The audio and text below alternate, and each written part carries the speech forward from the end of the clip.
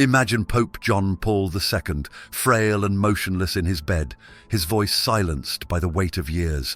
The world watched in suspense every moment of his struggle, while he, once so vigorous, now lay on the brink of death.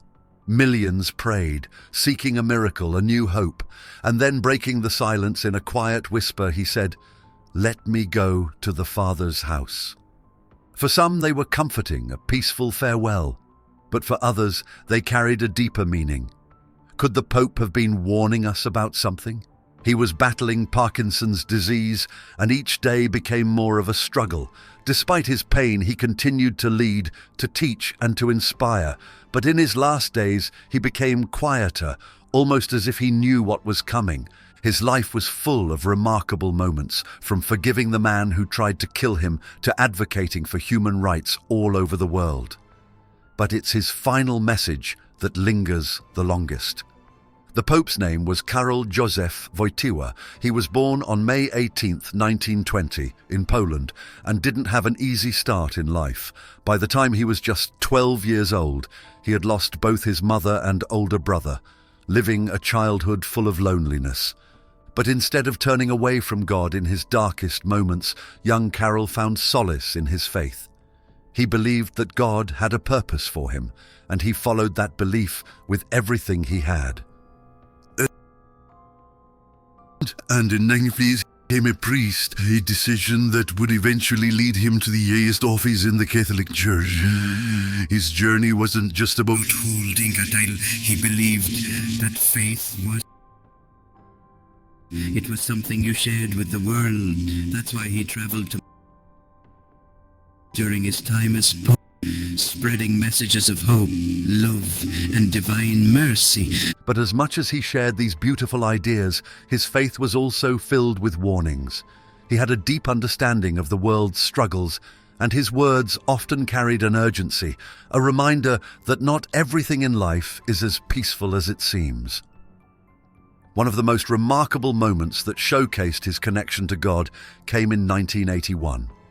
On May 13th of that year, while greeting crowds in St. Peter's Square in Vatican City, an assassin pulled a gun and fired. An assassin struck the Pope, seriously wounding him. The bullet had narrowly missed major arteries, and after extensive surgery, he began to recover. The Pope visited the man who tried to kill him, Mehmet Ali Aka, in prison and forgave him face to face. It was a moment that stunned the world. He believed that his survival wasn't just a stroke of luck. He saw it as a sign from God, a reminder that his mission wasn't over yet. He still had more to do, more to warn the world about, and more to share before his time came. One of the key messages the Pope championed was the concept of divine mercy. He believed that no matter how dark the world seemed, God's mercy was always there for those who sought it. This belief in mercy wasn't just a comforting thought, it was something the Pope saw as urgent and necessary. The world, he believed, was in danger of losing sight of God's love. In his speeches, he often spoke of the power of evil and the growing selfishness in the world, things that, to this day, we continue to see. He wasn't just talking about forgiveness. He cautioned that the world was on a perilous path, and without a return to God, the future would be rife with further suffering and hardship. These warnings, combined with his incredible faith, make his final words even more haunting. But even as his body grew weaker, his faith remained unshaken. He continued to speak about God's mercy, warning people that time was running out. In the face of his own mortality, he seemed to be preparing for something greater, a spiritual transition that only he could fully understand. Eschatology is the study of what will happen at the end of time, particularly the ultimate destiny of humanity. Christians associate eschatology with the second coming of Christ, the resurrection of the dead, and the final judgment. Pope teachings often focused on these themes, especially in his later years, as he believed that the world was nearing critical moments. He spoke of the final things, death, judgment, heaven, and hell, as central elements of Christian belief. He cautioned humanity to prepare for the end times, but his message extended beyond a global apocalypse. For him, eschatology was personal, something that every individual needed to think about. Life on earth, he taught, was just a temporary chapter. The real story begins after death, when we stand before God. But his final words also carried a warning. Just as he had spoken about the end times, his passing symbolized the ultimate journey that all people must take. He had often taught that death is inevitable and that no one can escape it, but it's what happens after death that truly matters. He demonstrated his deep trust in God's promises through his calm acceptance of his fate, underscoring the need for everyone to prepare for their own moment of truth. For Pope, forgiveness wasn't just a teaching, it was something he lived, breathed, and practiced throughout his entire life. His ability to extend mercy, both to individuals and to a world struggling with its own failures, became one of the cornerstones of his legacy. On May 13, 1981, as he was greeting crowds in St. Peter's Square, a Turkish gunman named Mehmet Ali Aka shot him at close range. The bullets hit the Pope in his abdomen, critically wounding him. For a moment, it seemed like the world was going to lose its spiritual leader. But the Pope survived. After hours of surgery and a long recovery, he returned to his duties, physically weakened but spiritually unbroken. Rather than harboring anger or seeking retribution, the Pope did something extraordinary. He forgave his attacker. In 1983, just 2 years after the attempt on his life, he visited Aka in prison. The two men sat together face to face, and he offered him forgiveness. He saw that without mercy, societies would continue to spiral into conflict and division. Forgiveness, he believed, was the key to healing both individual souls and the world at large. His commitment to mercy extended far beyond his personal experiences. He was a vocal advocate for human rights and consistently spoke out against oppression, violence, and cruelty. Whether it was the suffering of those living under totalitarian regimes or the plight of the poor and marginalized, the Pope's heart always leaned toward compassion. He urged leaders around the world to govern with mercy, to care for their people, and to create systems that prioritize the dignity of every human being. Pope John Paul II, elected in 1978, wasn't just any pope. At the time of his election, he was relatively young, and the first non-Italian pope in over 400 years. This in itself signaled a new chapter for the Catholic Church, but what truly set him apart was his bold vision and willingness to take on the world's challenges head-on. Whether it was addressing political oppression, advocating for human rights, or promoting peace, he wasn't afraid to lead with conviction. From the start, his leadership style was defined by a unique combination of humility and strength. He wasn't just a spiritual leader, he was a global figure, engaging with politicians, leaders, and everyday people.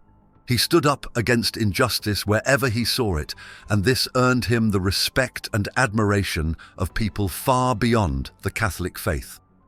His leadership was about building bridges between nations, between religions, and between individuals. He believed in the power of dialogue and always sought to bring people together. In 1979, during his visit to Poland, millions of people gathered to hear him speak. His words encouraged his fellow countrymen to stand firm in their beliefs, to push back against tyranny, and to trust in God's guidance. His message of hope resonated with the people, and it sparked a revolution of faith that played a key role in bringing down the oppressive communist government in Poland and throughout Eastern Europe. He journeyed to some of the world's poorest and most war-torn regions, providing comfort and hope to those society had overlooked. His presence served as a reminder from Africa to Latin America that the Church stood with the oppressed and acknowledged their struggles. Perhaps one of his most important contributions to the Church was his focus on youth. He established World Youth Day, a global event that brought young people from around the world together to celebrate their faith. He lived through the Nazi occupation during World War II and later saw his homeland fall under communist control.